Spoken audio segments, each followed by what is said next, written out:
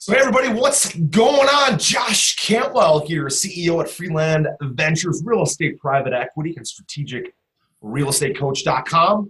Welcome back. Welcome back to our Strategic Real Estate Coach podcast and interview series. And as always, I'm super excited to be with you, to be sharing some amazing coaching, training, and stories about real estate, entrepreneurship, leadership, and CEO talk. And love to bring on guests and talk to them about their expertise and share their story about real estate and about their journey of having success in business. Hope you've enjoyed all the podcasts. I don't know what your favorites are, but if you have a favorite, definitely leave us a review or a rating on iTunes or YouTube or whatever platform you find this interview. Today I am joined by a relatively new friend. His name is Colby Amerine, and he is one of the nation's leading experts at real estate education, specifically for sales conversion, meaning his expertise is really in working with real estate investors, helping them convert more motivated sellers into contracts, finding the pain, finding their motivations, and converting that into sales contracts. And he also has a great story, which we're going to share today. So Colby, thanks so much for joining me. How are you? Thanks, Josh. Doing well. Glad to be here. Fantastic.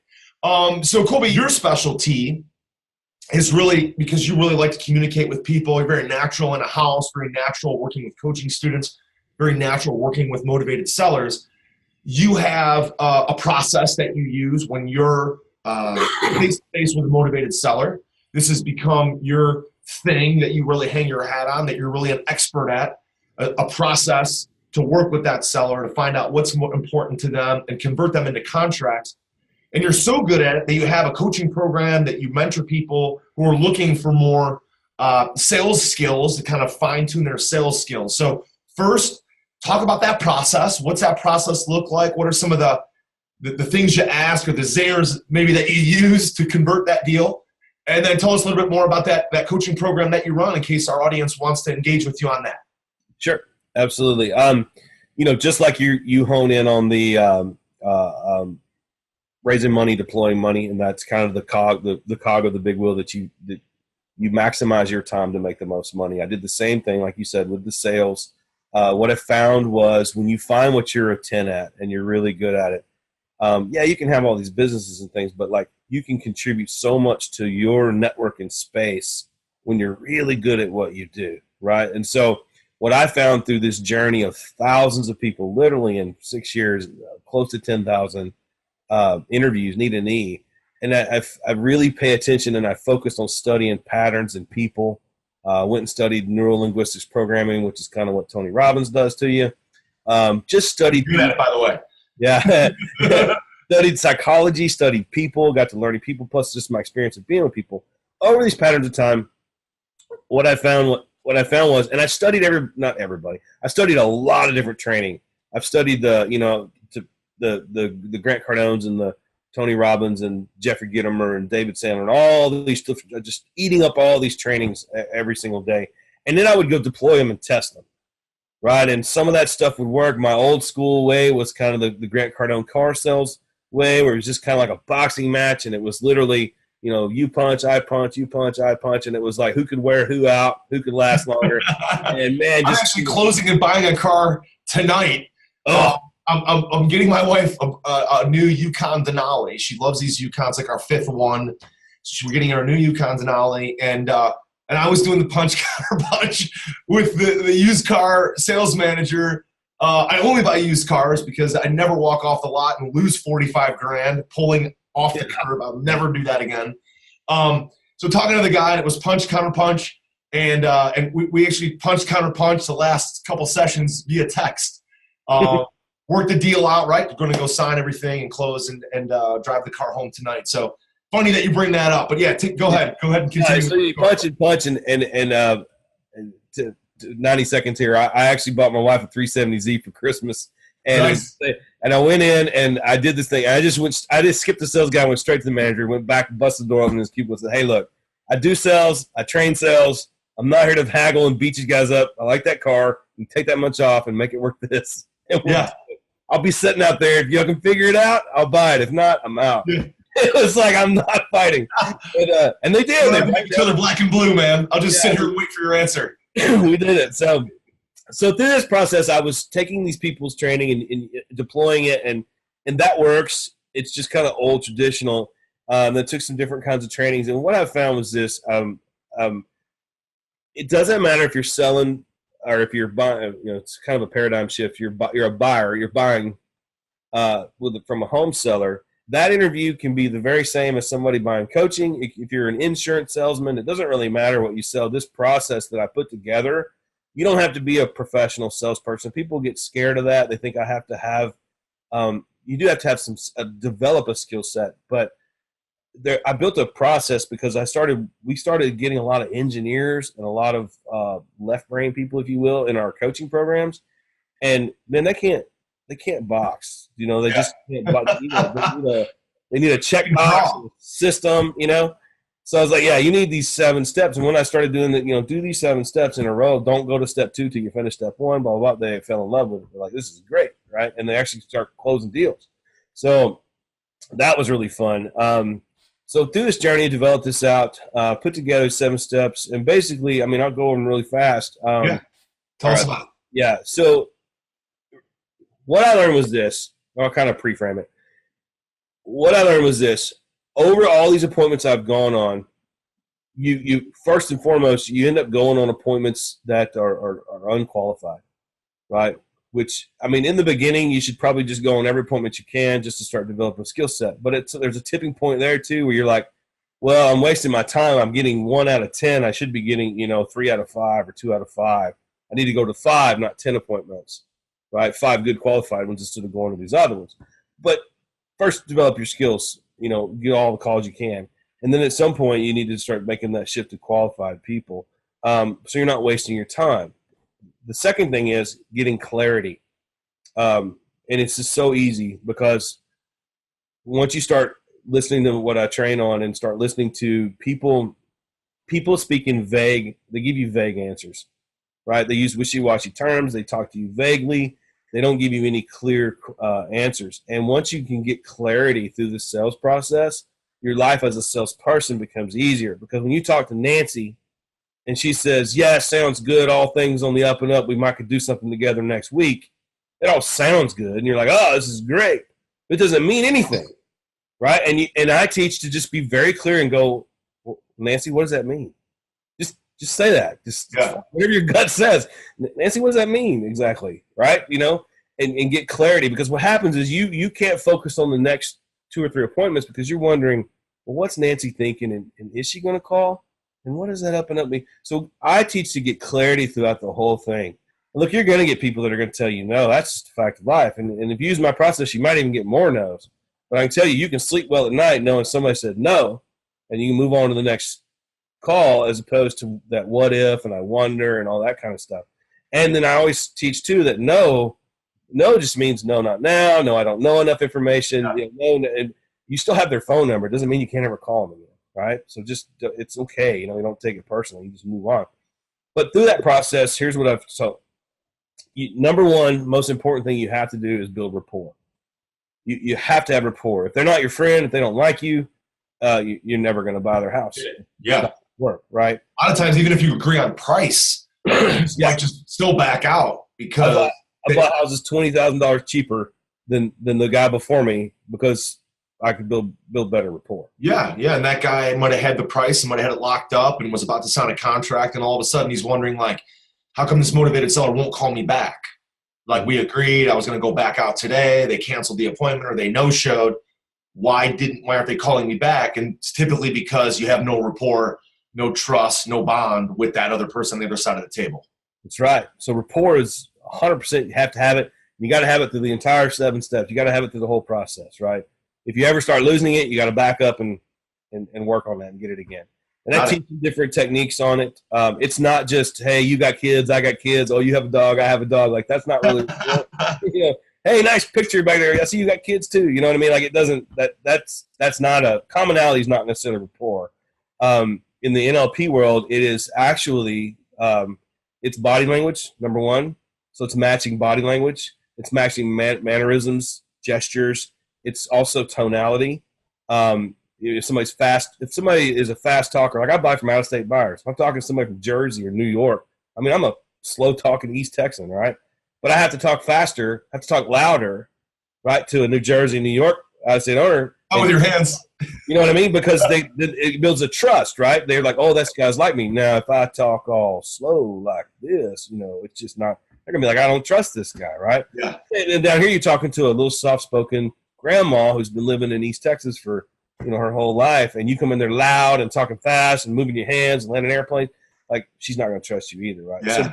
So just those minor adjustments, which you can control very easily, build tremendous rapport, like instant rapport. I used to get knock on doors, so you had to have instant rapport. I get 10 seconds to get rapport, right? Yeah. Wow. Body language is huge. Tonality is huge, massively for creating rapport. Now, once you get into the rapport, and there's a whole lot of other things you can do, match and mirror and pace and lead and all this kind of stuff, which I teach in my class. But once you're in rapport, well, then you set an agenda. You set expectations of why we're on this phone call or why are we at this appointment. But see, people don't trust salespeople because they're like, well, what's he going to offer and what's he doing, right? What's this guy up to? What's he holding in the bag? As opposed to just sitting down with you and saying, Josh, here we go, man. We're going to meet here for about 35 minutes. We're going to go over some numbers and, and see if this is a good fit. And Josh, if this is not a good fit for you, Josh, are you okay with telling me no? You are? Okay, good. And on the flip side of that, if this isn't a good fit for me, are you okay with me telling you no? Well, yeah. Okay, cool. Now, if it is a good fit, could you move forward and can we say yes today? And like you just clarify, I'm going to go over some numbers. We're going to arrive at something. And I'm okay with you telling me no. I'm okay with you telling me yes. But basically what you're telling is I'm not okay with you telling me I want to think about it. I got to go talk to somebody. Like, let's just cut that out. I'm okay with you telling me no, get the hell out of my house. I'm okay with that, right? And so I usually use – I bet that's a good one because that makes people laugh. People typically connect through a keyboard. And here's the funny thing is people – I'm okay with you kicking me out of your house. And I imagine that would be a great rapport builder for somebody that would be like, look, you don't like my offer, I'm okay with it. But I would rather you kick me out of your house than tell me maybe. Yep. And the cool part about it is the reason I use an extreme, I do say, get the hell out or kick me out. Like the reason I use an extreme thing, one, for the funny aspect of it. Two, because people really don't want to tell you, no, get the hell out of my house. Right. Most people aren't like that. Right. Most people aren't. So if you give them that option and you give them yes, they really want to, they're conflicted. So they got to go one way or the other, right? So just define what's going to happen today. And that's the main thing. Set the plan, set the agenda, define what's going to happen. It's super clarity, right? Now, once you do that, we got to figure out if we got to probe for pain, right? We got to find pain. And what does pain mean? Pain is what's the problem? Where do you hurt kind of thing. You're like a doctor, like diagnose what's going on here. Is it payments? Is it repairs? Is it, what is it? Man, I've bought so many houses out from under 3 contracts laying on the table because nobody probed for paint. One particular property I did replace a transmission in her car. Because her problem was, she worked at Walmart, her problem was, I have a car trouble, and the reason I haven't been paying my bills, I struggle to get to work and all this kind of stuff. I need to get to work. I need tires and I need transmission. I went out and looked at the car, figured out what was wrong with the car. And I was like, hey, if I don't know, I was like, there's never a certain answer, right? I don't know, but if I could, what if I could take care of that? And then, what? You can do that? Yeah. You can fix the car? Sure, I can fix the car. I'll fix your $1,500 transmission if you give me this house at a $20,000 discount. $20,000 sale price, right? And they don't know that, it's the problem, right? The problem is I got to get to work. So, got to just listen and what's the most painful thing they have, right? And work on solving that problem. But once you've identified those problems, that pain, I dig a little deeper. I usually ask 3 or 4 questions because people will give you like a superficial answer. They don't quite, you built rapport, so they're starting to, they got to trust you. But, if you're still getting beat up and they're not answering you deep, if you know what that means, if you're going deep with questions, personal, trying to get them kind of emotionally stirred, and they're got a wall up still, you need to back up and do more rapport. You're out of rapport, right? Because people will tell you once you're in rapport, they'll tell you their deepest, darkest problems. And that's what you got to probe for. Now, once you find that pain, you've got kind of your laundry list of how to close them, right? With the lady with the car problem, the pain is the car problem. Yeah, you think it's because I can't make payments, but my real problem is I got to go to work, right? Because even if I get out of this house, I need my job, right? I got to go to work. So that's the big pain on that one. So you got to find the pain. Once you find the pain, there's we got to figure out the budget, right? The money part. Now, at this part, in my process, it can be used in any sales. So at this part, this particular budget step, if you will, I like to, for like an insurance salesman, I kind of want to know what was your budget for the house buying. I kind of focus this around repairs. Right? I don't really talk about what's your house worth because that's on my qualifying call. Like, what do you owe on the house, right? That's on my qualifying call before the appointment. So now I'm kind of like, what do you think it'll take to fix this thing up? Showing pictures of comps.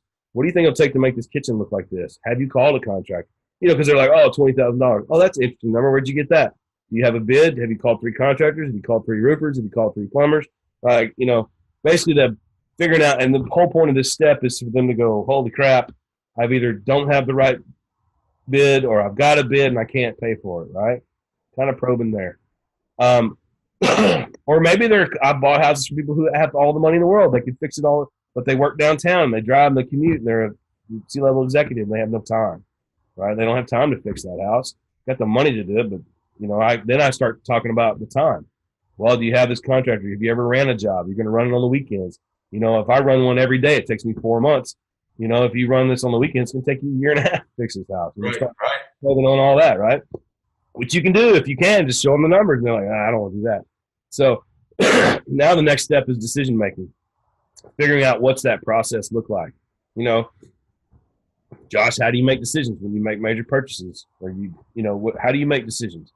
Because some people want to talk to their spouse. Some people can make decisions without it. If you're selling regular stuff in the insurance or product world, it's like, are you the CEO? Do we need to talk to the chief marketer or chief financial officer? You just got to make sure that everybody's there, right?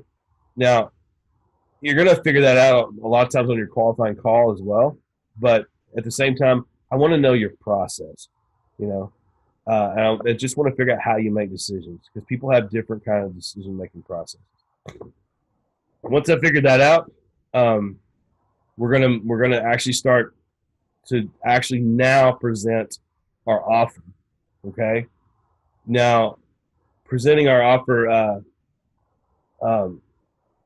presenting the offer is sorry, I have an issue with my computer here.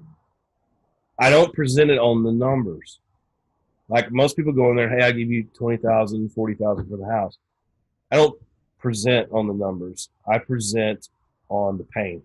Okay, solving the pain. So now you're going to go back to that list of pains that you've probed for, pains that you found, and Nancy, would it be okay? What I'm hearing you say is if I could take care of this, and 1 and 2 and 3 and A and B and C, that this would be a good fit for us and we can move forward.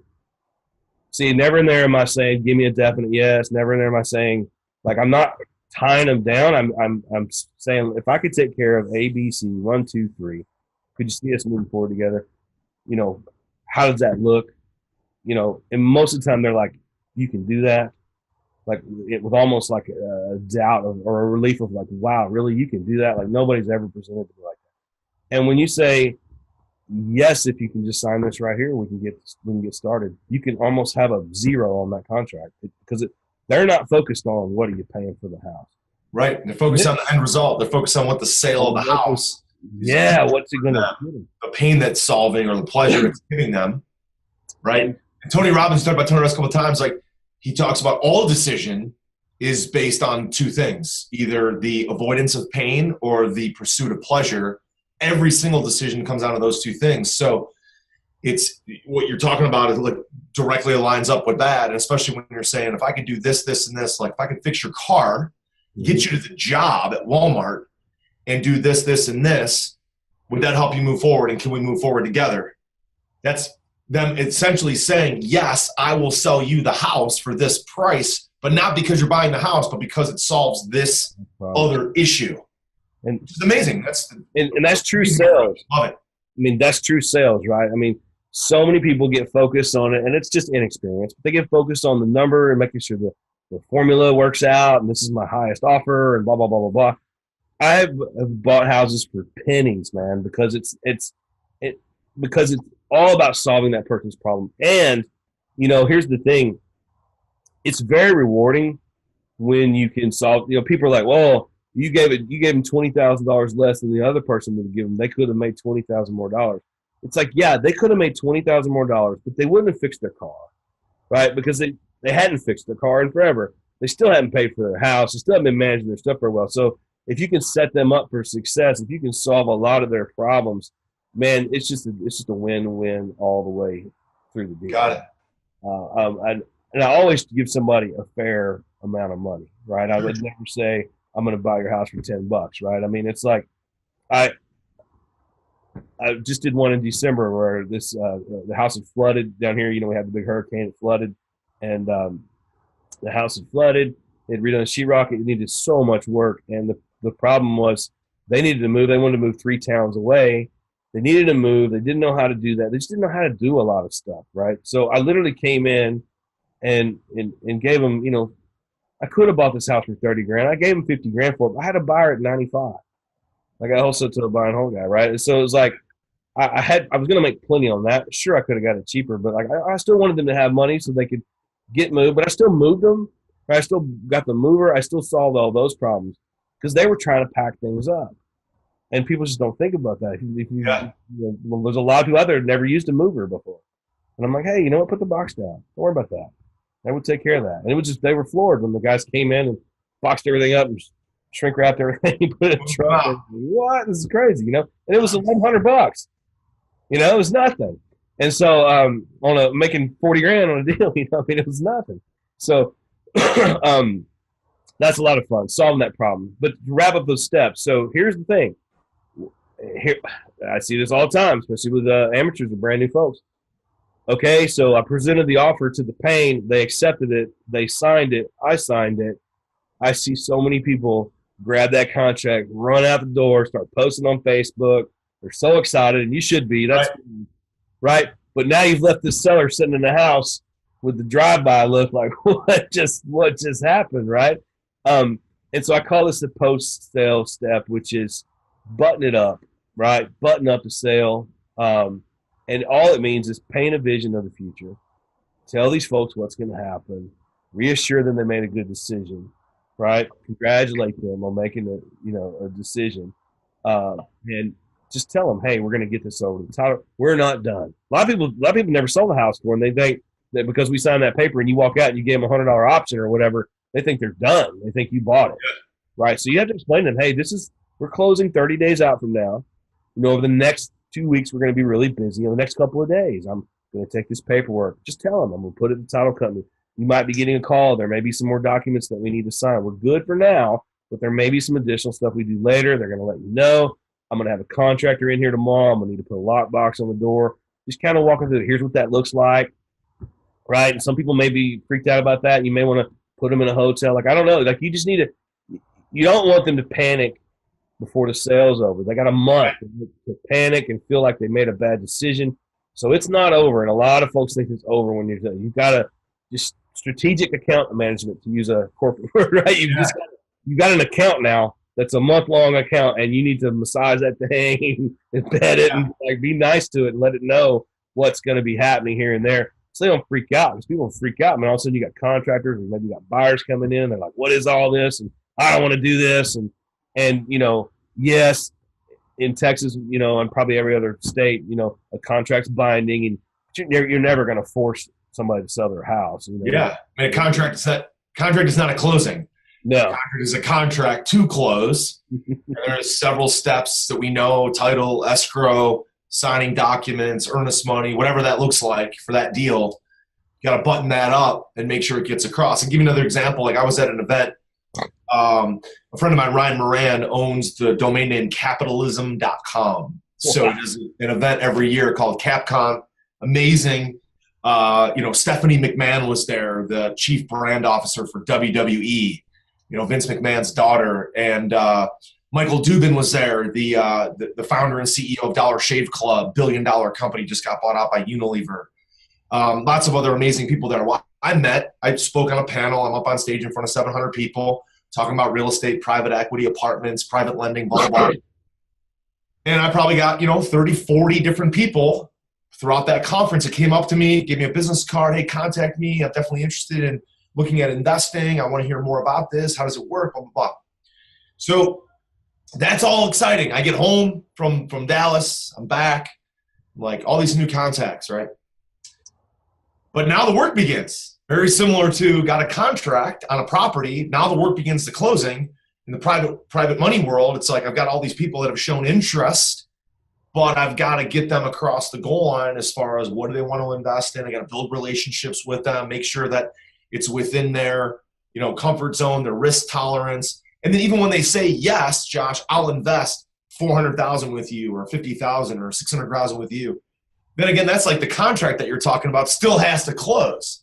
And so until the money's in the door, or until the deal is signed and escrow is closed and you have cash in your hands, your job is not done. So that, that post-sale step is a big deal. It's like there's a difference between being on the 5-yard line and scoring a touchdown.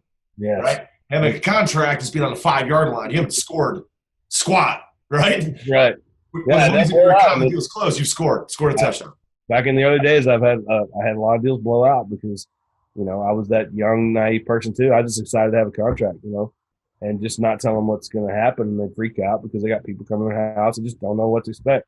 So just spend a little time. Doesn't take long, and then you just nurture that thing along. It takes you got a couple of weeks there to nurture that, and I recommend one of the first things I got was a good transaction coordinator, because that otherwise you become very much a paper pusher, right? Yeah, right. You'd be spending your time out there buying other houses. So I have this program all put together. At Closers Room, right? Closers Room, yeah. Closersroom.com. Fantastic. All right, tell us about that real quick. So closersroom.com, here's what it is. I put together a little back membership website where I take those 7 steps. I break them down in video. I've got a couple of real estate contracts in there, and I've got a close that I use. I call it it's the miracle close. It's the only close I ever use. It's one close. It works with every person. It's bulletproof. It's absolutely only works 100% of the time. That's right. It only works 100% of the time. And it's only one. And so what's beautiful about that is you don't have to, I used to learn 15 different closes and all that kind of stuff. It's one close. It works with houses. It's a you do it, we do it. You draw a line. You just go. It's a numbers close, basically. Yeah. And it's a beautiful close. It works very well. That's on there. All 7 steps are on there.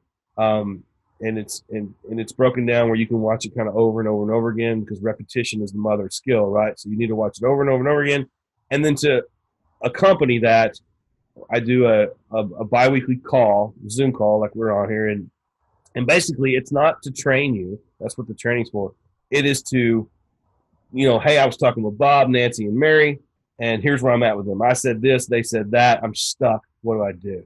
Yeah. Right? It's more like my focus for the group that gets for the closers room is, once you're in my group, it is to get you closing deals.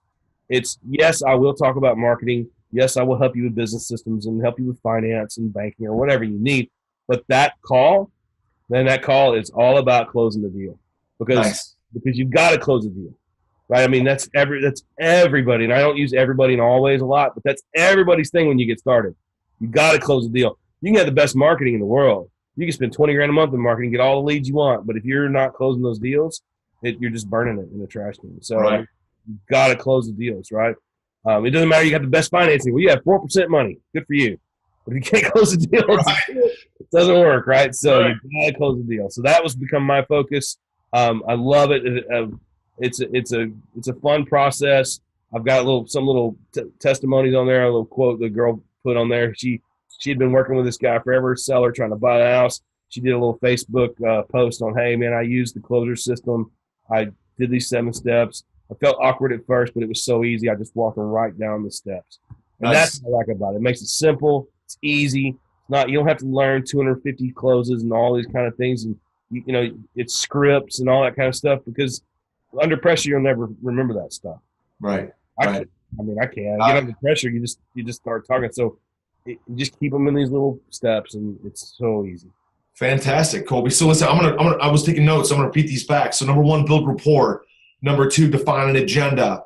Number 3, probe for pain, find the problem. Number 4, basically, how are we gonna close them? Number 5 is the budget or the money part. Like, is it repairs? Is it comps? Is it time? Number 6, the decision making. How do they make decisions? Number 7, present your offer. And then finally, the close, the miracle close that you talked about. Yeah, yeah. And the post-sale step, the post-sale follow-up.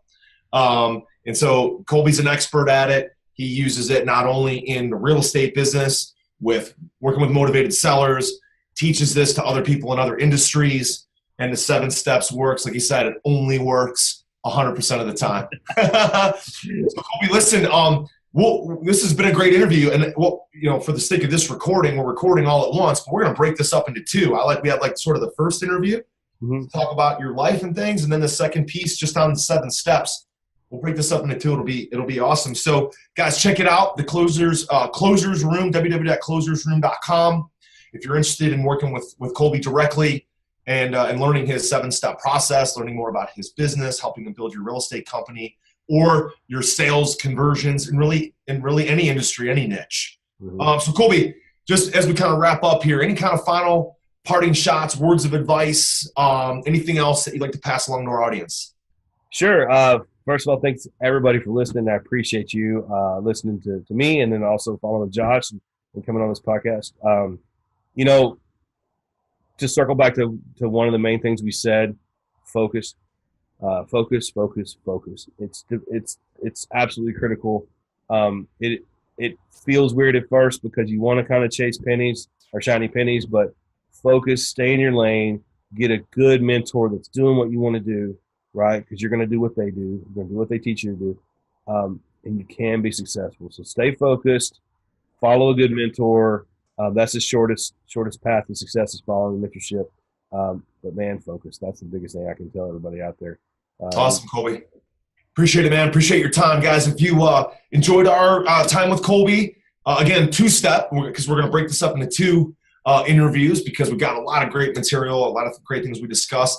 Leave us comments. Again, we monitor all the different platforms where you'll find this for comments. We'll feed those back to Colby. We'll get answers for you. If you enjoyed this, leave us a 5-star rating, review. If you didn't like it, still leave us a 5-star rating or review because it helps everybody else share it. And I know this was a great interview, so I'm not worried about that. Check out the show notes in the video, beneath the video, for more information, contact information for Colby and for his website and other resources. So thanks so much for being here, Colby. We really appreciate it. Thanks, Josh.